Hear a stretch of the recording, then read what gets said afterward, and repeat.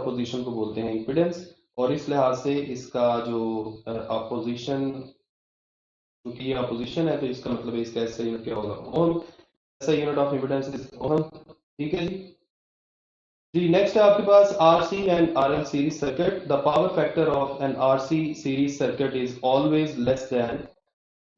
जैसे मैं आपको बताऊं, अगर पावर फैक्टर की बात करें तो मैंने लास्ट में क्या बताया था, ये पावर फैक्टर बोलते हैं।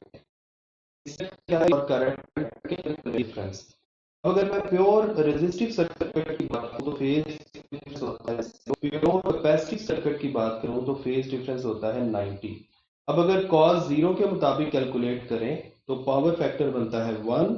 अगर कॉस 90 के मुताबिक कैलकुलेट करें तो पावर फैक्टर बनता है 0। लेकिन हम जानते हैं कि ये RC सीरीज सर्किट है, यानी इसमें R भी है और C भी है।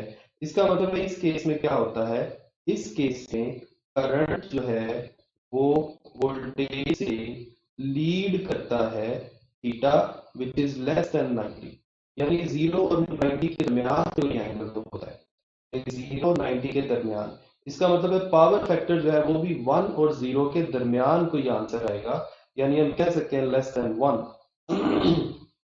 The impedance of RC series circuit, इसका आंसर होगा बेटा बेटा इम्पीडेंस या जी जो है इसका फॉर्मूला बनता है ये, और इसमें